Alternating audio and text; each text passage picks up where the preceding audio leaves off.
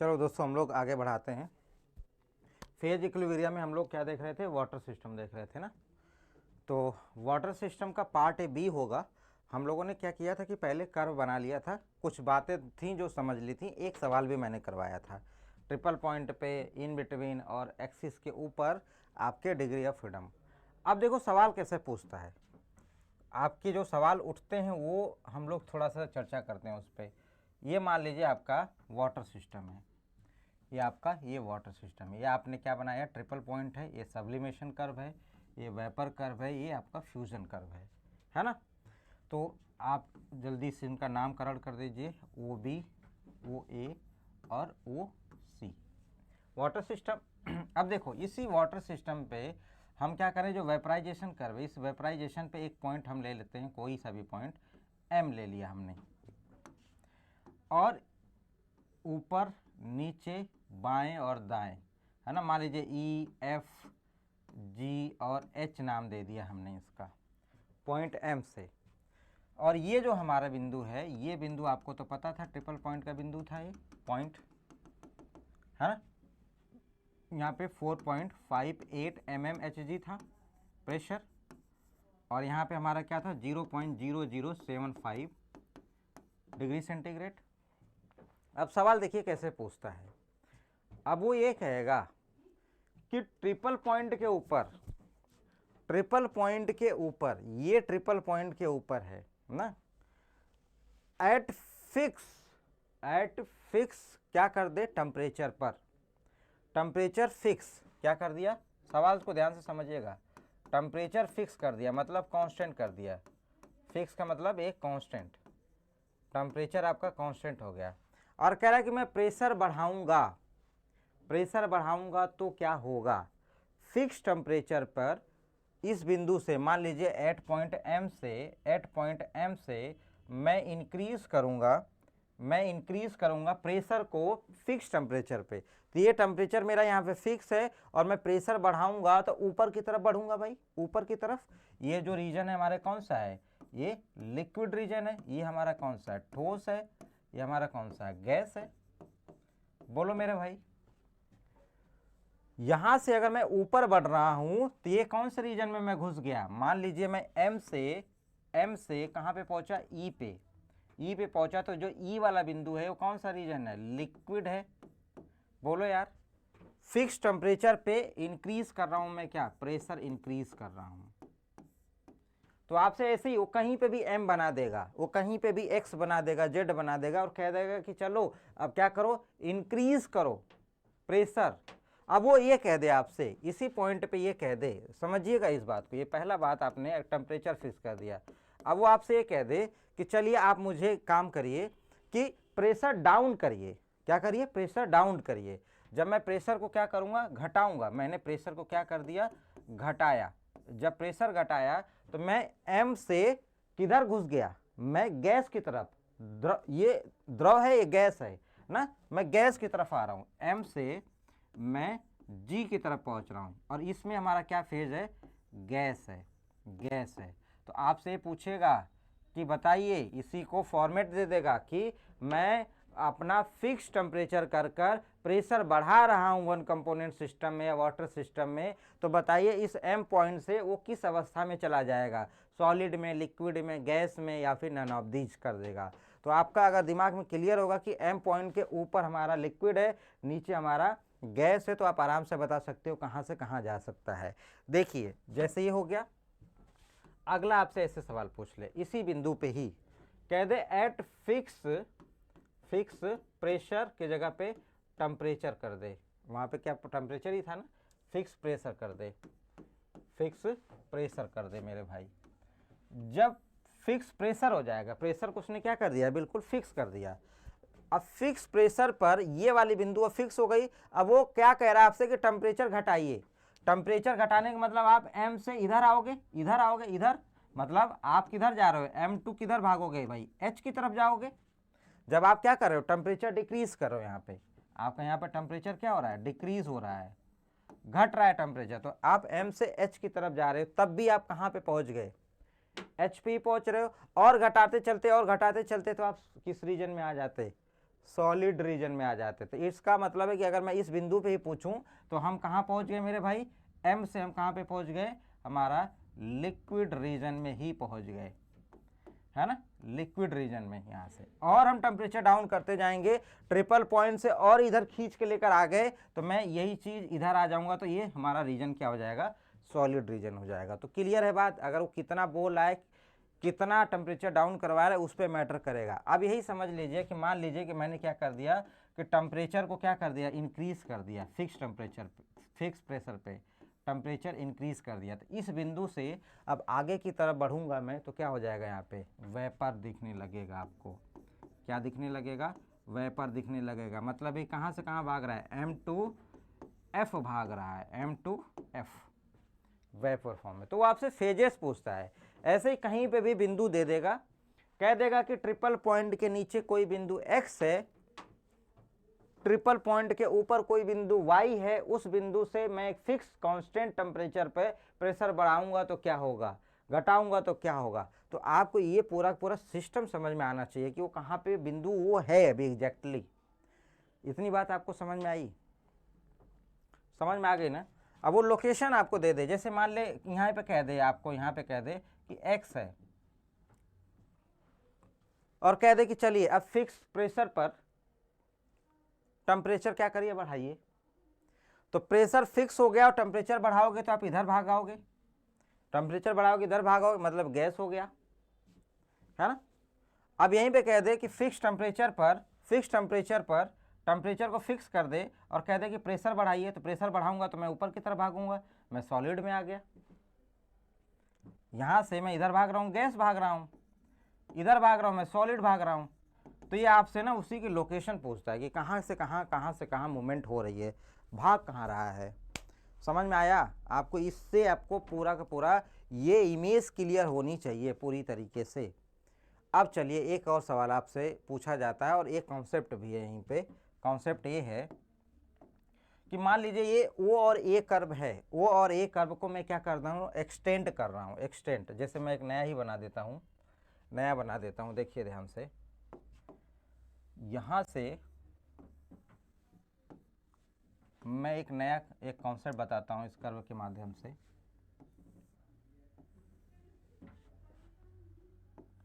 ये जो आपका O और A है, O और A, यहाँ से अगर मैं इसी OA कर्व को एक्सटेंड कर रहा हूँ, यहाँ से थोड़ा सा पीछे की तरफ ले आया और जिसको मैंने A डैश कह दिया, क्या कह दिया, A डैश कह दिया, है ना, A डैश कह दिया।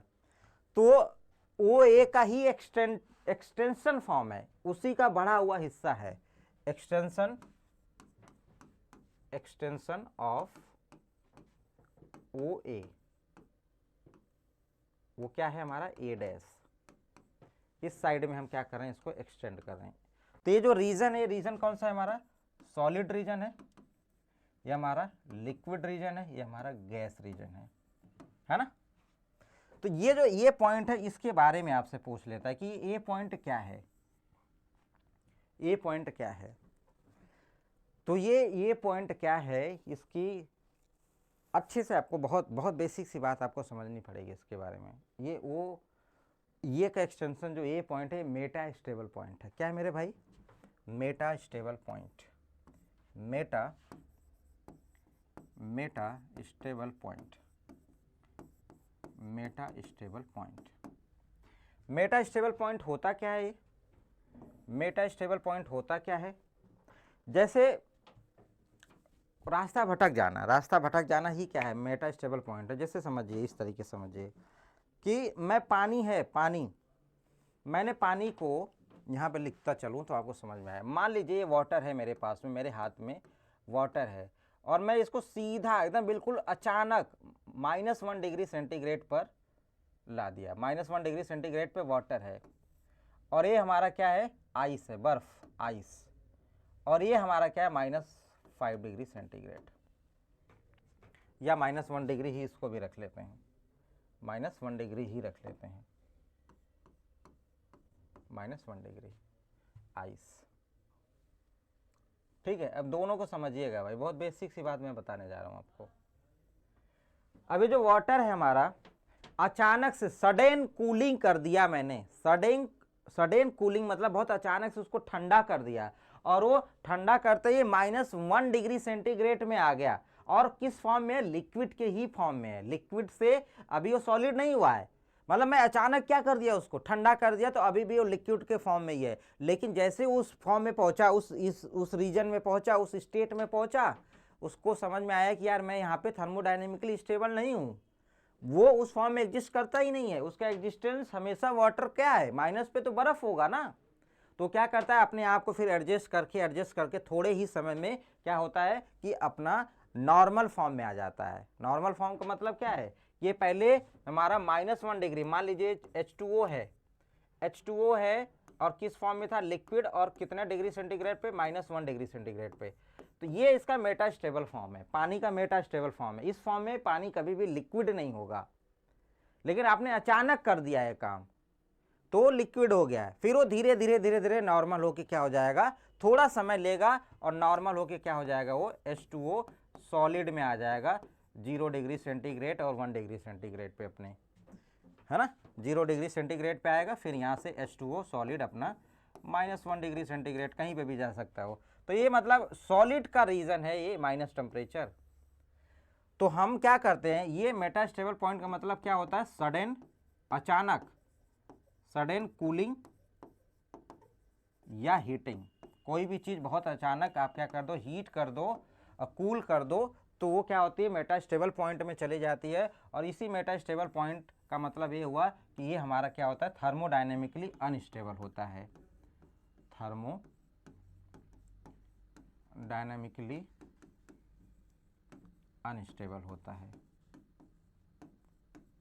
थर्मोडायनेमिकली अनस्टेबल होता है। और थर्मोडायनेमिकली अनस्टेबल होता है तो फिर क्या करता है, उसको होश आता है कि मैं कहाँ पहुँच गया। फिर वो धीरे धीरे फिर अपने उसी अवस्था को क्या कर लेता है, अचीव कर लेता है, जिसमें उसका रियल एग्जिस्टेंस होगा। -1 डिग्री सेंटीग्रेड पे कभी लिक्विड फॉर्म में होगा ही नहीं, लेकिन आपने पहुँचा दिया तो फिर वो धीरे से एडजस्ट करके फिर सॉलिड में आ जाएगा, वो उसका नॉर्मल फॉर्म होगा, है ना। तो इसका मतलब ये है कि जो ए डैश है, ए डैश, ये कहीं पे भी हो सकता है, किसी भी रीजन में हो सकता है। ये आप ओसी कर्व को खींच के पीछे ले आइए, इधर सी डैश हो सकता है। आप ये ओ बी कर्व को खींच दीजिए इधर, ये बी डैश हो सकता है। तो ये जो मेटास्टेबल पॉइंट है, किसी भी रीजन में इसका एग्जिस्टेंस हो सकता है। तो आपसे ये पूछता है कि जिस, आप ये भी ध्यान रखिए कि ये किस इक्विलिब्रियम में एग्जिस्टेंस है इसका, इक्विलिब्रियम पूछता है। तो आप ध्यान रखिएगा, ध्यान से सुनिएगा। अगर ये हमारा ए डैश किस रीजन में है, ए डैश हमारा सॉलिड रीजन में है, तो इक्विलिब्रियम का एग्जिस्टेंस बाकी दोनों में आएगा, मतलब लिक्विड और गैस। अगर हम ए डैश हमारा जो है वो सॉलिड रीजन में, ध्यान दीजिएगा, वो सॉलिड रीजन में है, सॉलिड रीजन में है, तो इक्विलिब्रियम जो आएगा, बाकी सॉलिड को छोड़ दीजिए, वो क्या होगा, लिक्विड और गैस रीजन का इक्विलिब्रियम अचीव होगा। ये सवाल आपसे पूछा जाता है, अचीव्ड होगा। अगर यही मान लीजिए ये मेटास्टेबल पॉइंट इस फील्ड में है यहाँ पे, तो जो इक्विलिब्रियम का एग्जिस्टेंस होगा वो दूसरे रीजन का बोला जाएगा, मतलब सॉलिड और गैस, सॉलिड और गैस। अगर मान लीजिए सी डैश में यहाँ पे मेटास्टेबल है, तो आपका लिक्विड और सॉलिड का इक्विलिब्रियम अचीव होता हुआ दिखेगा। इस तरीके के सवाल आपसे आते हैं। तो मेटास्टेबल पॉइंट का मतलब ये हुआ कि वो एक ऐसा पॉइंट है जहाँ पे बहुत वो थर्मोडायनेमिकली अनस्टेबल होता है। कोई चीज़ अचानक, जैसे आप मान लो एसी के रूम में बैठे हो, माइनस तो छोड़िए, 10-12 डिग्री सेंटीग्रेड पे आप गर्मियों में बैठे हो एसी वाले कमरे में, और अचानक आप अपने रूम से बाहर निकलते हो जहाँ पे गर्मी हो, 30-40 डिग्री का टेम्परेचर हो, तो आपको थोड़ा सा ना सर पे थोड़ा सा वो लगता है, सर दर्द होने लगता है, जैसे आपकी बॉडी थोड़ी टाइम के लिए डिस्टर्ब हो जाती है ना। फिर धीरे धीरे नॉर्मल। नहीं तो कभी कभी देखते हो आप लोग भाग के आते हो, दौड़ के आते हो, तो घर वाले कहते हैं यार तुरंत पानी मत पियो, तुरंत पानी ना पियो, यही कहते हैं ना। दौड़ कर आते हो, पूरी बॉडी क्या होती है, गर्म होती है, और आप तुरंत ठंडा पानी पी लेते हो, तो आप मेटास्टेबल फॉर्म में चले जाते हो, मतलब आपको तुरंत जुकाम, खांसी, जुकाम ऐसा हो जाता है ना, देखा ही होगा। तो लोग कहते हैं कि थोड़ा देर रुक जाओ, बैठ जाओ। तो जो आप हाई टेम्परेचर पे हो, धीरे धीरे पहले कूल हो जाओ, फिर उसके बाद में अगर आप तुरंत वहीं पे पानी पी लेते हो तो आपको जुकाम हो जाता है। वही चीज़ है, अगर आप नॉर्मल स्टेज से डायरेक्टली आपको क्या कर दिया जाए, हीट या कूल कर दिया जाए, तो आप अपने मेटास्टेबल में फिर थोड़े समय में, थोड़ा ही टाइम लगेगा, फिर एडजस्ट कर लोगे, अपने नॉर्मल फॉर्म में आ जाओगे। देखो अब ये बात है, अब सुनिए ध्यान से जो मैं कहने जा रहा हूँ, बहुत स्टेटमेंट, बहुत अच्छा स्टेटमेंट बोलने जा रहा हूँ। मैं ये कहने जा रहा हूँ आपसे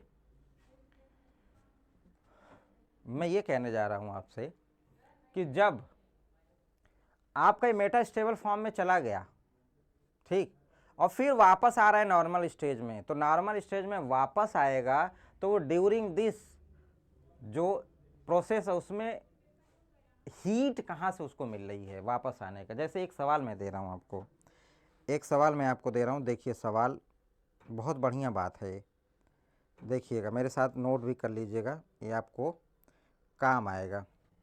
देखिए भाई, क्वेश्चन ये है, बहुत स्टेटमेंट वाला सवाल है, बहुत बढ़िया सवाल है भाई, है ना। Super cooled water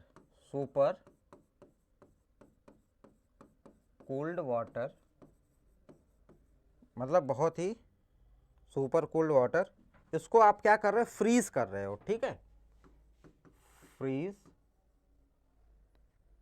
simultaneously,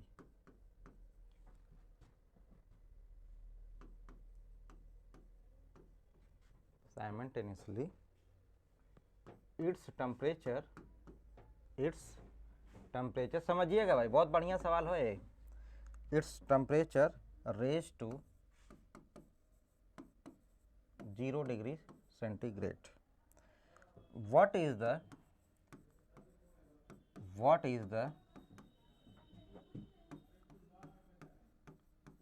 is the source of heat, what is the source of heat for the process,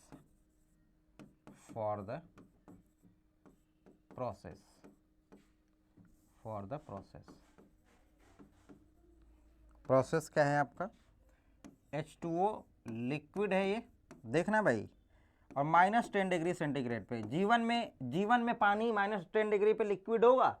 नहीं होगा। इट मीन्स कि इसका मेटास्टेबल फॉर्म है, पानी का मेटास्टेबल फॉर्म है, ये कभी भी नहीं जाएगा वो -10 डिग्री पे, तो वो बर्फ हो जाएगा। और ये फिर यहाँ से कहाँ पे पहुँच रहा है, H2O सॉलिड पे, मतलब अपने नॉर्मल स्टेट पे आ रहा है 0 डिग्री सेंटीग्रेड पे। तो ये जो पॉइंट आपका है, ये मेटास्टेबल पॉइंट है, ये आपका मेटास्टेबल है, और ये नॉर्मली 0 डिग्री पे आपका क्या होता है, ये नॉर्मल पॉइंट है। हाँ भाई, 0 डिग्री पे क्या होता है आपका, बर्फ होता है, जबकि यहाँ पे देखो सॉलिड फॉर्म लिखा हुआ है, यहाँ पे लिक्विड फॉर्म है। तो ये कह रहा है कि सुपर कूल्ड वाटर, इसी को ये सुपर कूल्ड वाटर है, और इसको हम 0 डिग्री तक फिर लेकर जा रहे हैं। मैंने यही तो कहा था आपसे, मैंने क्या बोला था आपसे, यही कहा था कि भाई बताओ मुझे कि अगर मैं मेटास्टेबल फॉर्म में लेके चला गया, बहुत अचानक उसको लेके चला गया, तो नॉर्मल स्टेज में आना चाहेगा। तो नॉर्मल स्टेज में आएगा जब, अब ये नॉर्मल स्टेज में जब आ रहा है धीरे धीरे, तो इसको ऊर्जा कहाँ से मिल रही है, मतलब ये उसी डेल्टा एच के बारे में आपसे जानना चाहता है, बताइए, या क्या उसकी ऊर्जा का होगी, डेल्टा एच बराबर क्या होगा। इस प्रोसेस में आपसे डेल्टा एच का मान पूछे, मान लीजिए मैं ऑप्शन बना दूं, यहाँ पे ऑप्शन लिख देता हूँ, डेल्टा एच हमारा पॉजिटिव, बी ऑप्शन लिख दूं, डेल्टा एच हमारा निगेटिव, डेल्टा एच मैं यहाँ पे लिख दूं इस प्रोसेस के लिए 0, और डी ऑप्शन नन। बताइए मेरे भाइयों, बताइए,